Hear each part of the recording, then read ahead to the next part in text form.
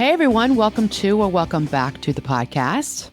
This week we are talking about how to deal with people that you have conflict with, or how to deal with people you don't like. Whether it be in your personal life, in your work life, there's always going to be someone that, or maybe it's in your volunteering or something, but there's always going to be someone that you don't care for, that gets on your nerves, that you don't like. And what I want to talk about today is how do you deal with them while keeping your own integrity intact? This is a big one. I hear it all the time, especially with, of course, my clients about coworkers that annoy them or run-ins that they're having with somebody they're on a project with. And they say, oh, I just can't stand this person. And I'm having conflict. And what I often see is how we're getting it wrong and how we're doing it wrong and how we're making situations worse. So we're going to get into that. So this is the person that's bothersome. Yeah. And how you can stay civil. And like I said, keep your integrity and your self-respect up. Okay. All right. This is life. Yeah, for real. I think there's a lot of potential good takeaways here. Yeah. Before we get started, I want to encourage all of you, come talk to me. If you're looking for a life coach, I would be happy to get on a discovery call with you. And if you're in the state of Illinois, and if you're looking for a therapist, I'd happy to get on a call with you about that too. So please take advantage. You know how to find me. hello@annamarcolin.com. And let's talk, okay? And let's see if we're a good fit for one another. So you've got conflict. You've got somebody, let's say at work, you've got somebody in your family that you see maybe once a week, once a month for these family dinners, and they're just annoying the crap out of you. What am I going to say to all of you first? And it's like beating I don't want to say a dead horse because I love horses, but it's like nailing home the same takeaway over and over and over again. And that's for you all to set clear boundaries about what you're available for and what you're not available for. Okay. Really, really important. So decide in advance, how much time and energy am I going to put into this? Emotional investment am I going to put into this person that I just don't get along with? All right. You get to decide that for yourself first. Okay. That's what I want you to do first. All right. I want you to be able to communicate what your boundaries are first to yourself clearly and really politely, then to the other person, if that's what you have to do. Maybe it's limiting your interactions with them, or it's staying focused on a specific topic with which you have to interface with them. So maybe it's something at work and you guys got something coming up that you're working on. Stick to that topic. That's you setting your boundary before you go into that meeting.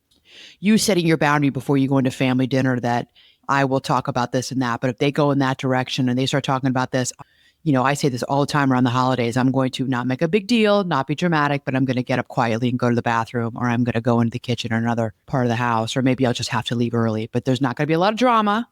I'm going to regulate my emotions and I'm just going to be very pleasant and say goodbye. Thank you. I'm out.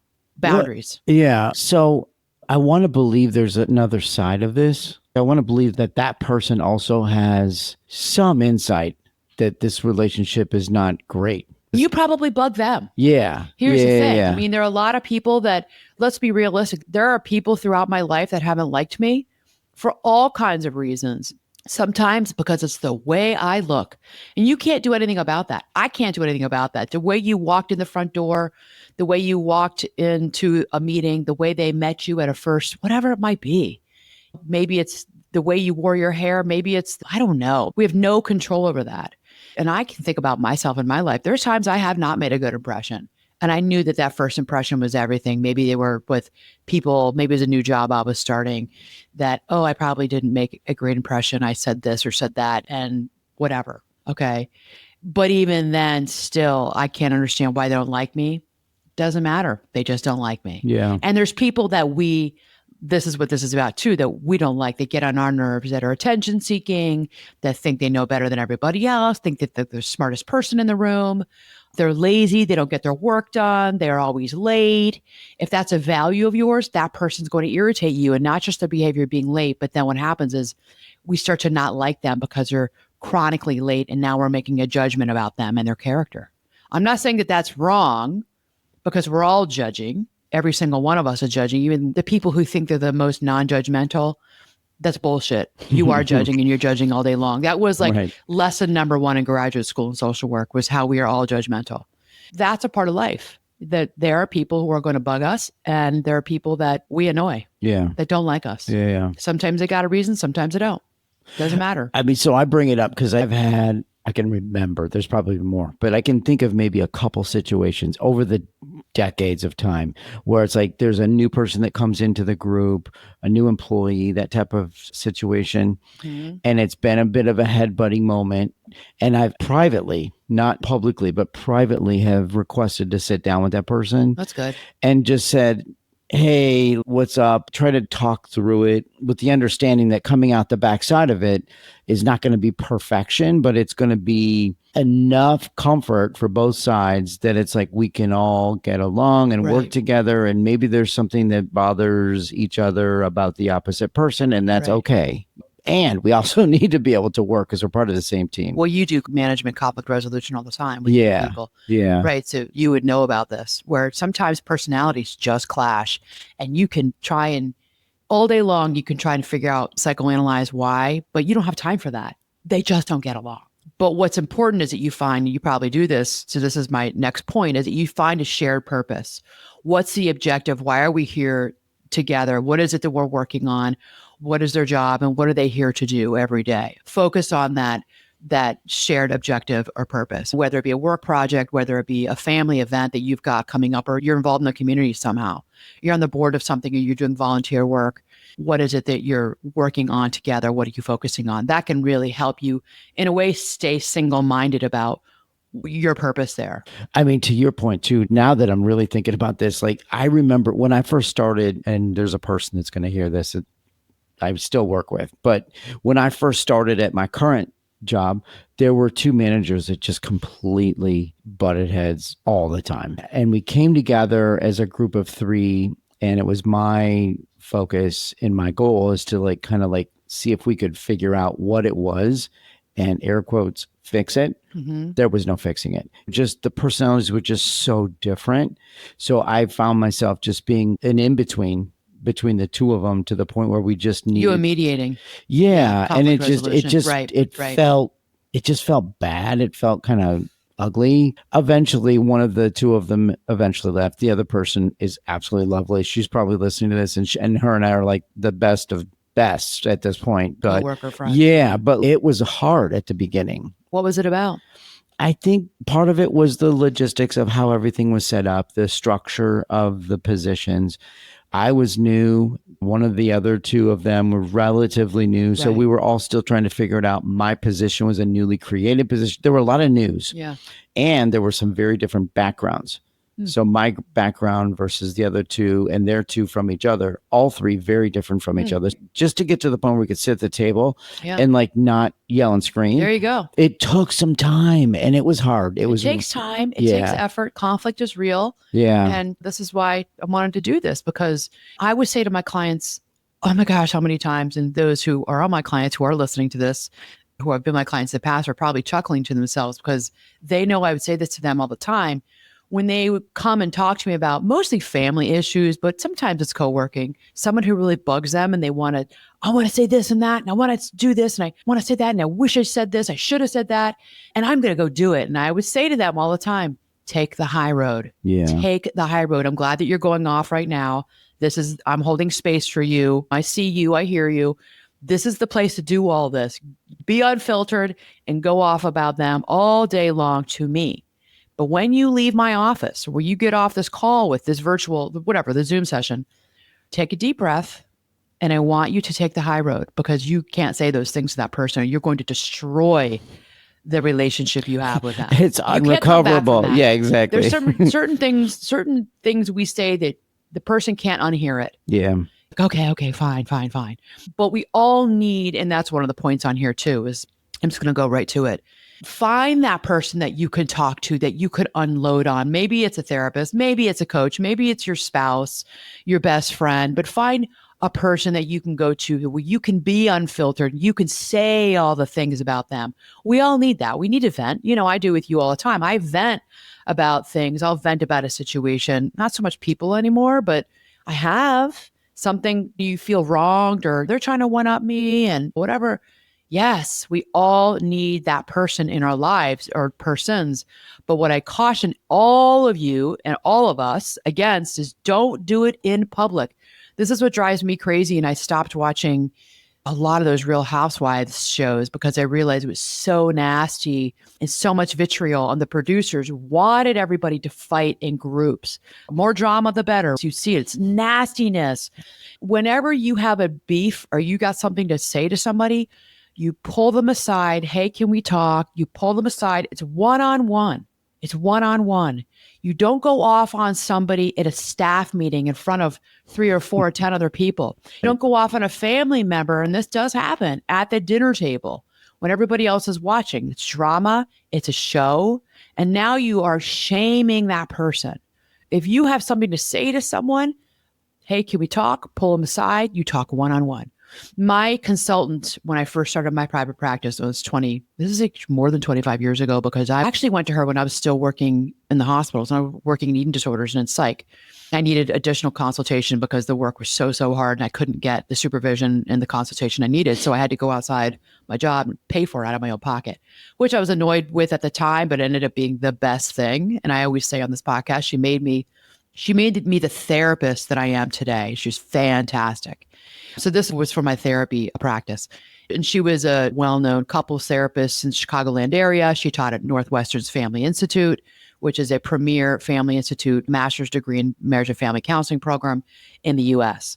And she would say to me, just remember this, Anna, when you talk to your families and your couples, no two people can talk about the third person without the third person present. So remember that. No two people can talk about the third person without the third person present. So what that is saying is, and you may be thinking as you're listening, you're watching us here on YouTube, well, that's a tall order. Yes, it is a tall order. That is. It is. The point of that is we really, really need to work harder and to strive better at not talking about people behind their back unless they're there with you. And I know it's hard, but that's the point.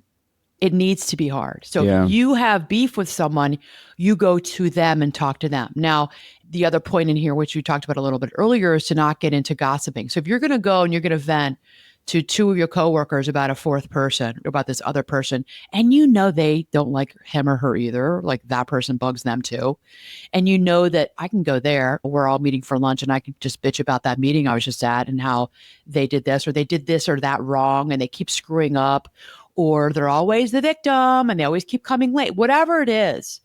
And you know, well, I have an audience. These people are going to agree with me. It might feel good in the moment, but you've got to remember you're putting your own integrity on the line.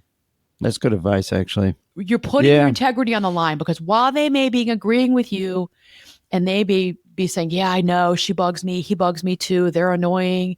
Remember, you don't know what deep down inside the people you're talking to are thinking about you, especially as we get older. Yeah. They're like, yeah, she's got a point. That person bugs me too. And Anna, what she's saying is true. But as I got older, I started to wonder, you know what? I wonder what they think of me. It's your integrity that's on the line. It's your character. So pay attention to that. Okay. Really important. Yeah. Yeah. Because it's easy to be that person that throws gas on the fire. And they may agree with you all day long. They might. Like, yeah. But it doesn't make anything better. Yes. Interesting. Yeah. And this happened to me many, many years ago when I was in a group of moms. We were all pregnant at the same time. There were about 5 or 6 of us.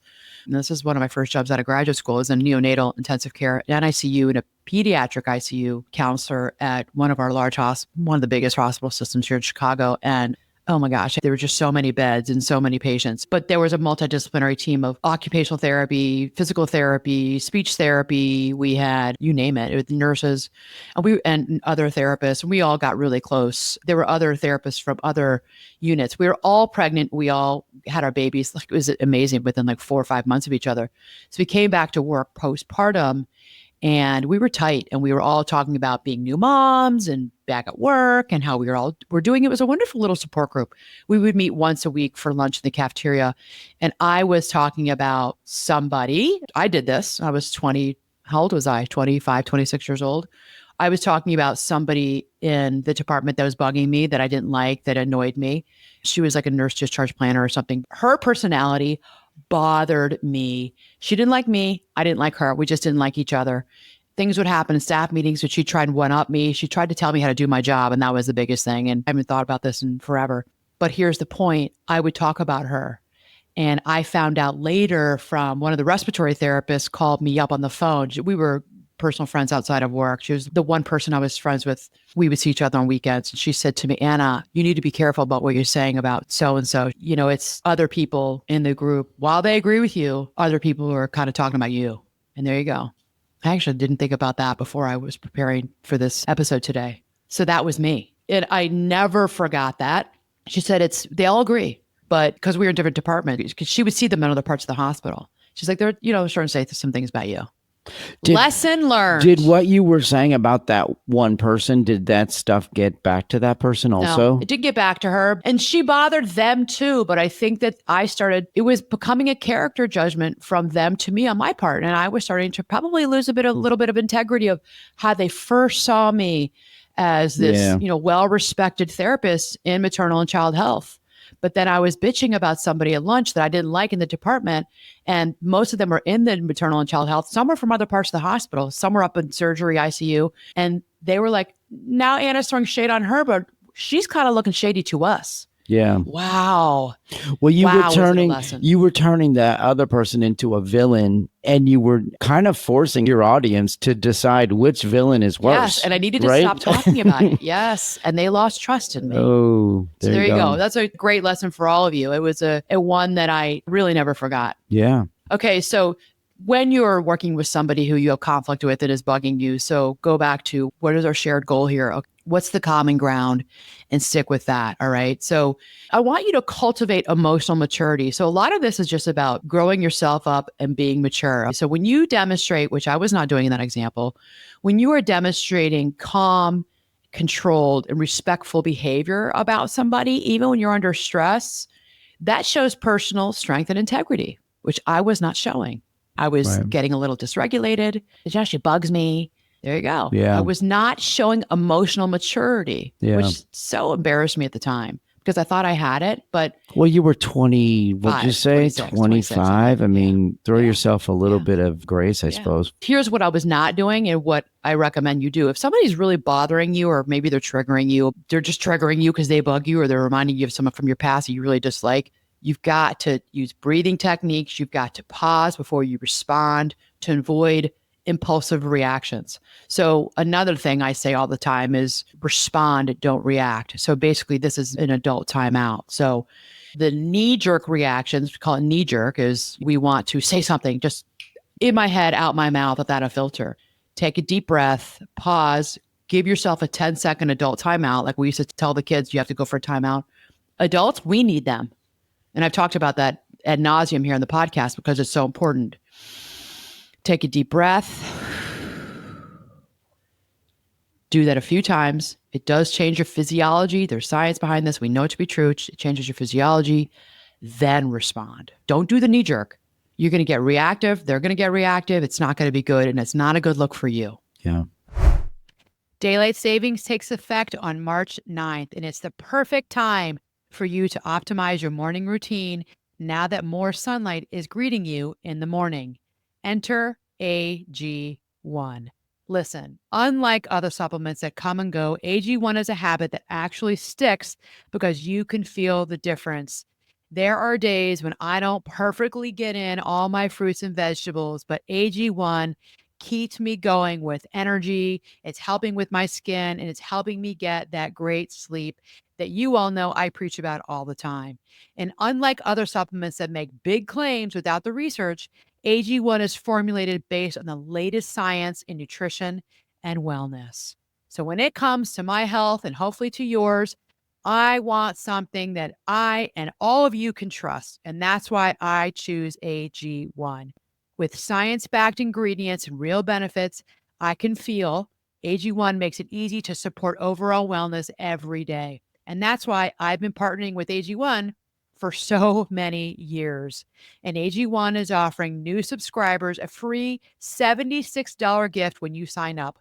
You'll get a welcome kit, a bottle of D3 and K2, and 5 free travel packs in your first box. So make sure to check out drinkag1.com/Anna to get this offer. That's drinkag1.com/Anna to start your new year on a healthier note. So next one is to really maintain professionalism and civility, especially if you're at work in any interaction. Keep your communication style clear, concise, and polite. I know it can be hard, but be polite, be clear and concise. Remember, other people are watching you. You may not realize it, but people are watching you. Like I said earlier about all my the group time. thing. Yeah, all the Right. time. Okay. So use neutral language and stay away from personal attacks or gossiping. That's why I said take the person aside one-on-one. If you have a conflict with them, talk to them, see if you can work it out. Be really careful talking in groups about somebody at work that you're annoyed with. And even be careful with your family. If you've got family members that you can go and talk to because they'll agree with you because, oh, this guy, this brother, this cousin bugs the crap out of us.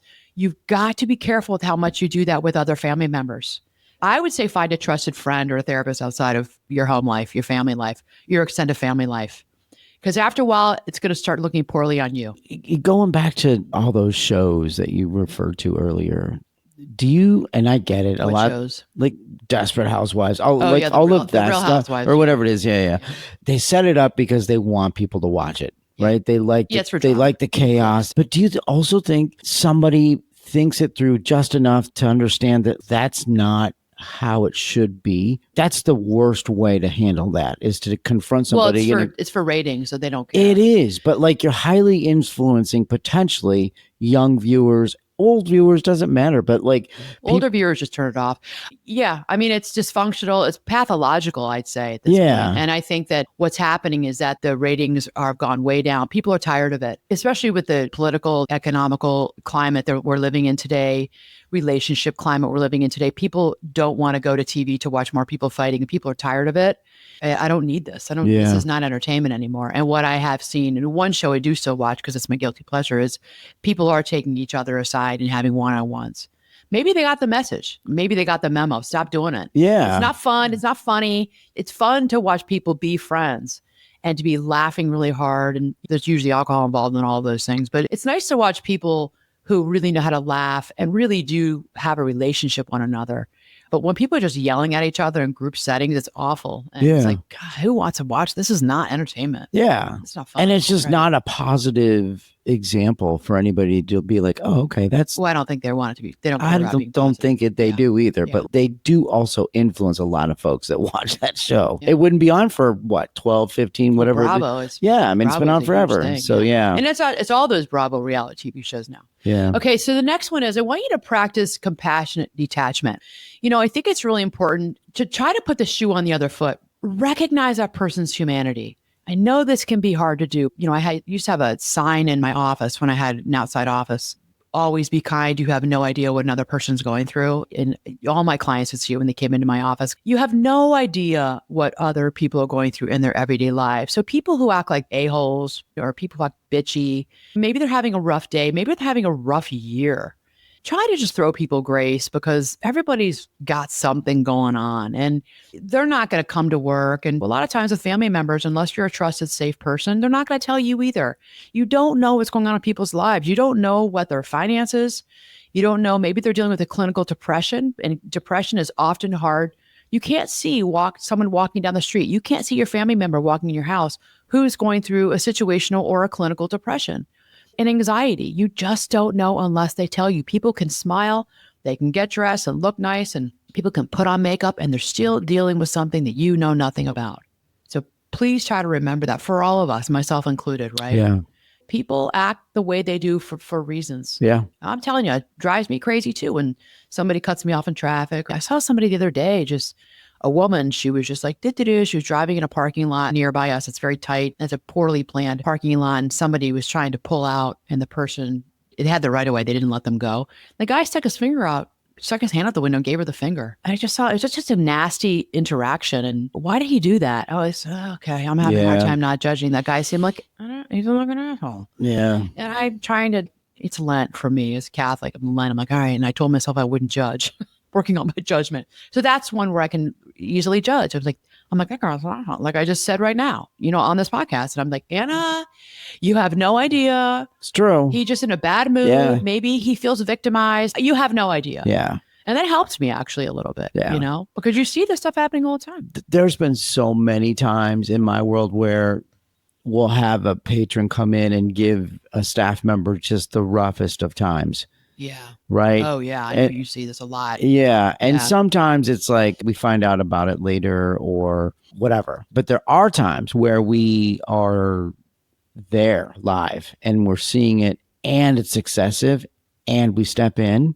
And there have been many times where we have found out that there was more to the story Yes. with the patron because Yes. of their personal situation. Yes. And they'll share it. They will, and then they feel just absolutely horrible, and they'll go back and they'll apologize to all The patron? Yes. Because they realized it was kind of, we call it reaction formation. Something happened at home and then Yes. it's happening at home. Yeah. It's what we call it defense mechanism. This is very traditional. Remember, I'm saying this is how I learned it. The husband comes home from work. He had a bad day. He yells at his wife. The wife yells at her kid. The kid kicks the dog. That's reaction formation. It's you take out the anger and the frustration that you're feeling from what just happened to you on someone else. Yeah. And you get a lot of that. Yeah, we do. It's a defense mechanism. So that's helpful to remember that somebody's just reacting defensively inside of themselves from something that just happened to them. So we spew, we kind of throw up on people around us in an angry, vitriolic, frustrated way, but it's not really about the person they're yelling at. It's about what's going on inside of them. Correct. Yeah. And I think a great takeaway is for the person that kind of gets in the middle of it. They're trying to run some interference. For that person, don't go in guns blazing because like you don't know and you might find out as the conversation twists and turns. So take that deep breath. Like you have to. Yeah. Yeah. You can't like defend like to, I'm going to defend my person. Do the 10-second timeout. Yeah. Right. Yeah. Right. Okay. So if you've got to address an issue, do it constructively. So do it, like I said, do it privately and focus on the specific behavior. And this I see can go awry a lot. Don't go into other issues. That's really important. Don't do that because the person you're talking to is just going to get more defensive because now you're bringing up other issues and things you've seen in them, behaviors from last week and last month and last year. Don't do that because what it feels like is you're making a personal judgment against them. You're being judgy. Offer solutions, offer compromises, framing this the discussion around solving the problem rather than winning the argument. Solve the problem. Don't try to win the argument. So when I was in college and I took this class, this is a class, we were talking about marriage and it was about, I think it was like the 10 rules of fighting. And it was something about dirty fighting. I just remember it as dirty fighting. And I'll never forget that one of the rules about fighting, which you didn't do, was dirty fighting, was bring up other issues. So you have an issue with your partner, your spouse, you're mad at them about, you never do the laundry. I'm always doing the laundry. And you said you would do it. But now you're so mad about so many other things that have built up. So now you explode and you're exploding about the laundry. But there are other things that have been happening. Maybe, I don't know what it would be. So think about it for yourselves in your own lives, what it could be. So you're mad about the laundry. You said you would do it every week and you're not doing it. And I have no clean socks and I need those pants. That was your job. When you went to divide up the labor in the home and you're also not putting the dogs out, the dogs are peeing on the floor or whatever it might be. You're supposed to get the kids up in the morning. You said you can get them to bed at night. And now you're going off on everything about them that you're pissed off about. So that's called, air quote, dirty fighting. Don't do that when you're talking to somebody about an issue. Stick to the issue at hand. Don't bring up all the other things you're mad at them about, whether it be your personal life or your work life. Oh, and by the way, you said you would do this or that, but I noticed that twice you came into work late, blah, blah, blah, blah. You didn't do all the things you said you would do with that project. Don't do that. Stick to the topic at hand. Okay. So address conflicts constructively and don't bring up other stuff.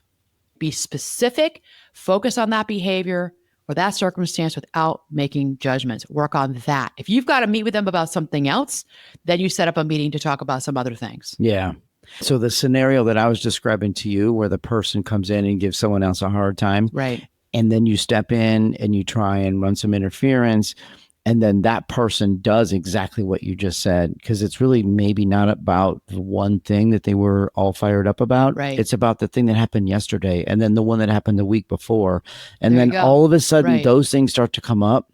And then because that was a straw that broke the camel's back. Yeah, it was just too much. It was too much. Right. So then if you're that person that goes and runs interference for your person, then it's good advice, I think, just to be a great listener. Well, you're the mediator, right? You're the mediator, but you need to get to the bottom of exactly what's up with this person. Like what really is going on, and how can we help make that better? I personally, as a leadership coach, I would not allow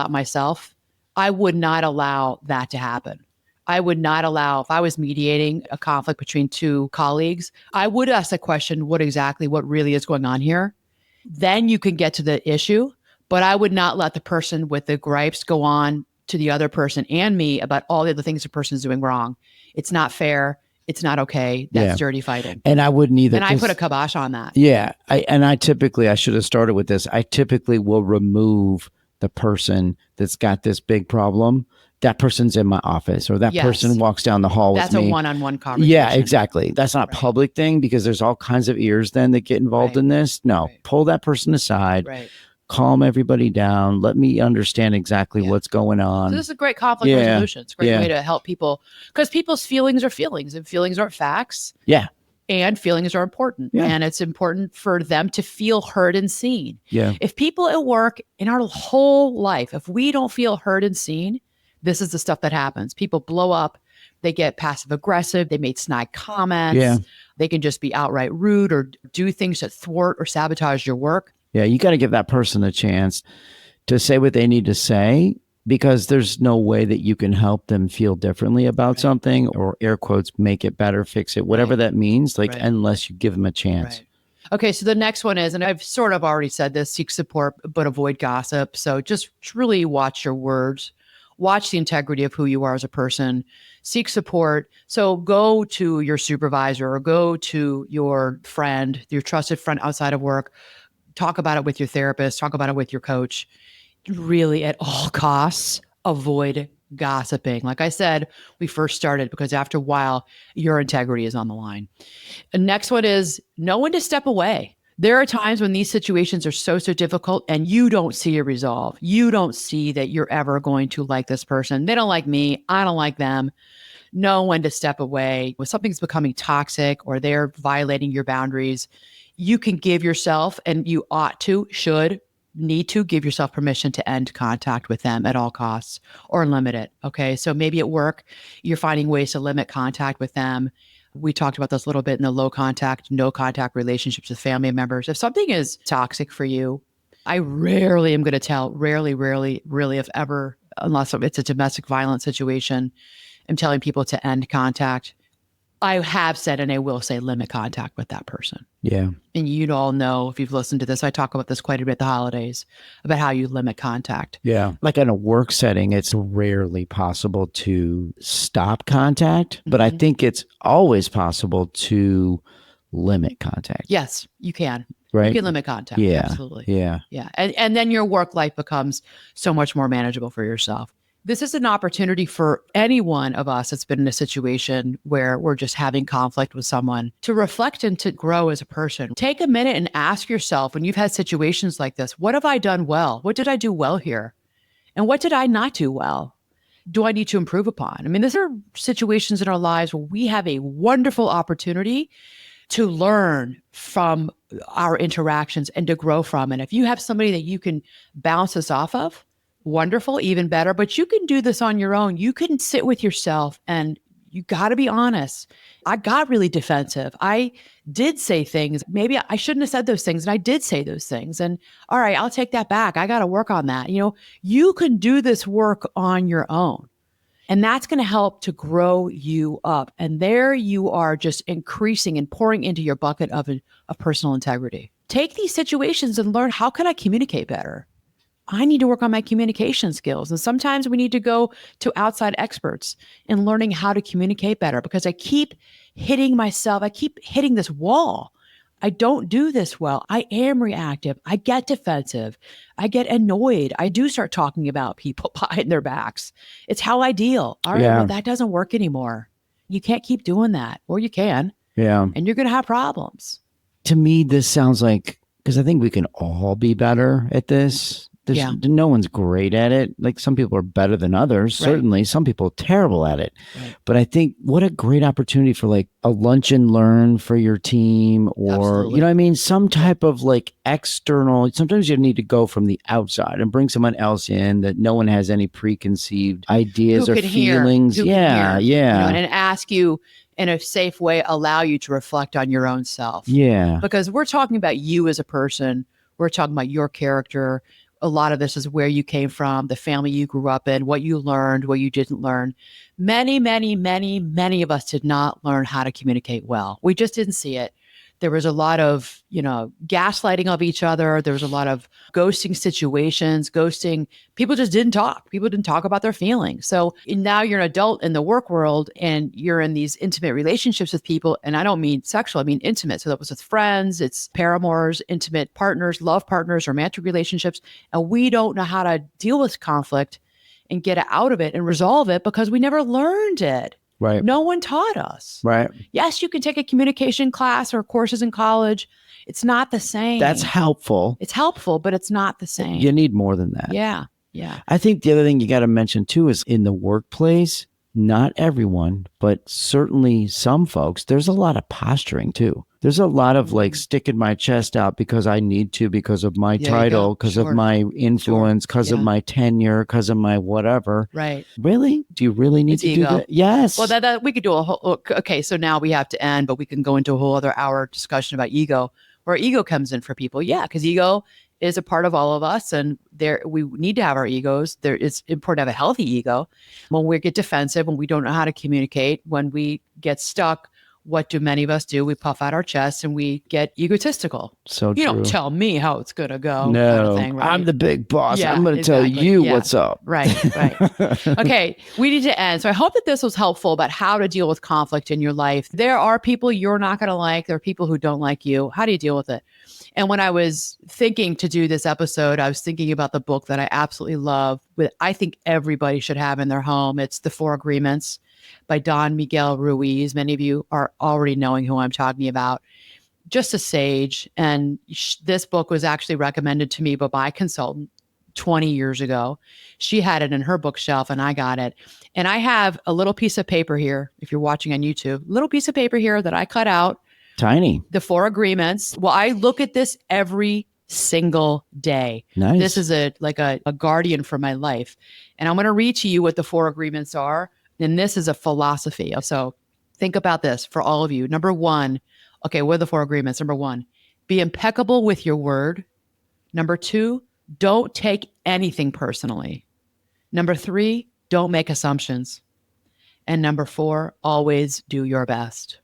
Mm-hmm. If you can live your life based on these four tenets, these four agreements, you're going to be doing okay. Yeah. I would think if you could just hard get to do. One of them down. Hard to do, yes, but something to strive for yeah, all totally. of us. All right. There you go. Okay, everyone. So please don't forget to subscribe, rate, and review with 5 stars the podcast. It helps us grow. And you know where to reach me if you want to make a comment, if you want to talk to me, you know where to find me. As always, I hope that this was helpful for all of you. I hope that this was some good information to move you along in your own life of emotional growth. All right. Until next time, everyone. Mad love.